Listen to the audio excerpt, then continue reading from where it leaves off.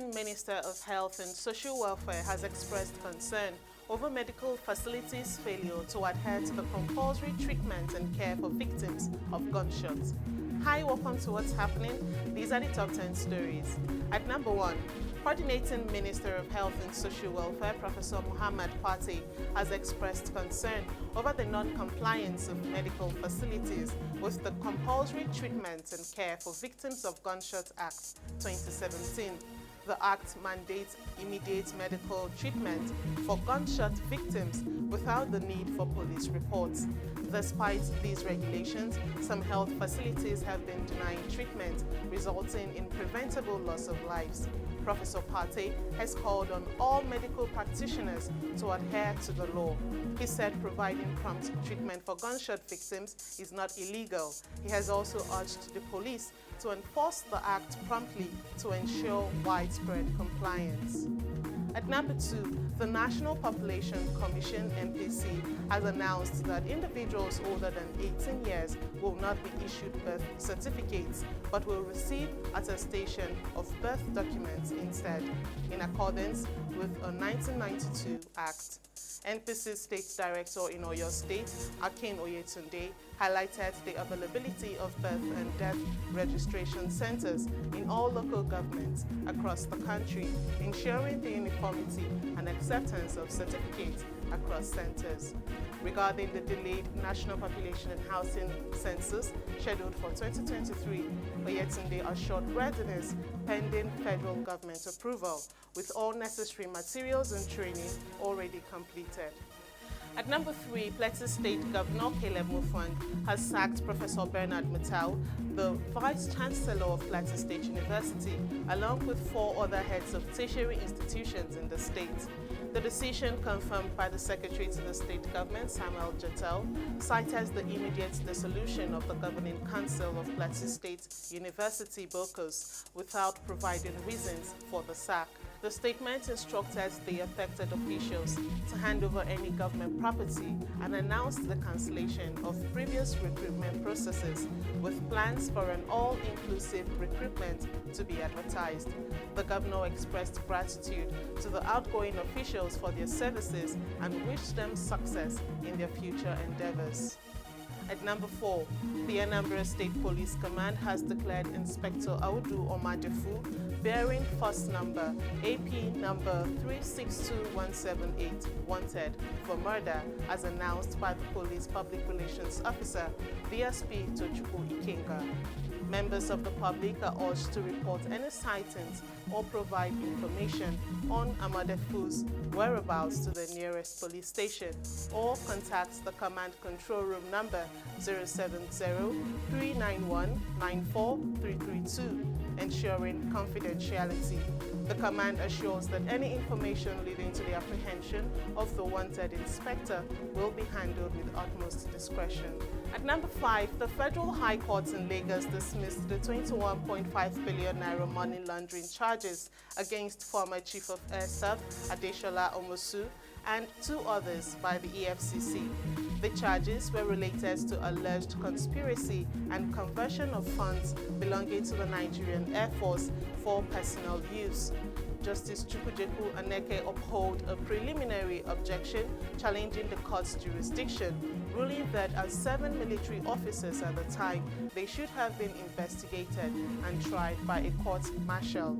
Defense counsel argued that the defendants were subject to trial by the armed forces, not a civilian court.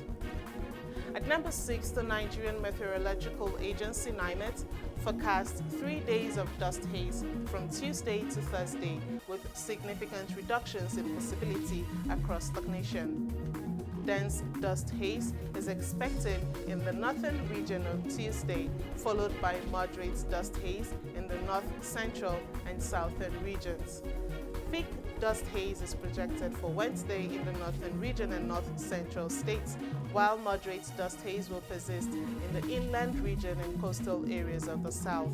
NiMet advises the public to use face masks due to health conditions and to take precautions, especially for those with respiratory issues, children, and the elderly. Airline operators are urged to obtain updated weather reports to plan their operations effectively.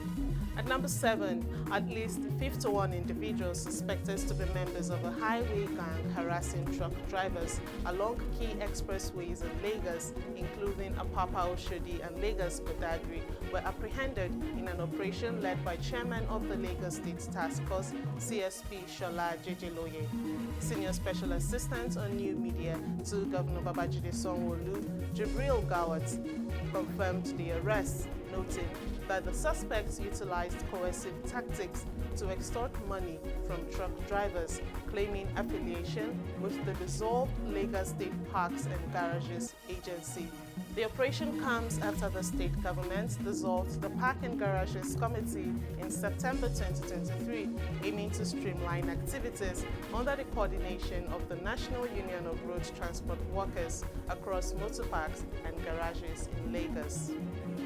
At number 8, as Nigeria observes the International Day of Zero Tolerance for Female Genital Mutilation (FGM), parents and guardians are cautioned against subjecting their female children to the harmful practice which can lead to death.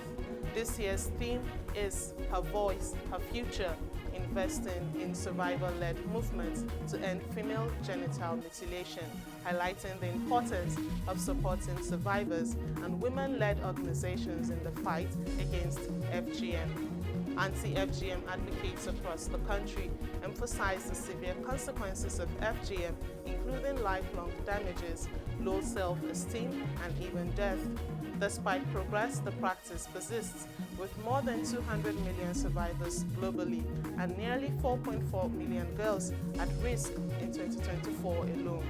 At number 9, a Kenyan court has charged Paul Mackenzie, the leader of a starvation cult, and 29 suspected accomplices with murder over the death of nearly 200 people in a forest near the Indian Ocean. Mackenzie, already facing charges of terrorism, manslaughter, and child torture, allegedly incited his followers to starve to death to meet Jesus. Autopsy revealed that most victims died of hunger, while others showed signs of violence. The case, known as the Shakahola Forest Massacre, highlights the need for tighter control of fringe denominations in Kenya, where regulating unscrupulous churches and cults remain a challenge. Finally, at number 10, the Cameroon Football Federation, Fecafoot, has unanimously rejected an offer of resignation from its president, Samuel Eto'o, who offered his resignation during a meeting of Fecafoot's executives in Luanda on Monday night. The former striker requested for other members of the board to also offer their resignations in good faith.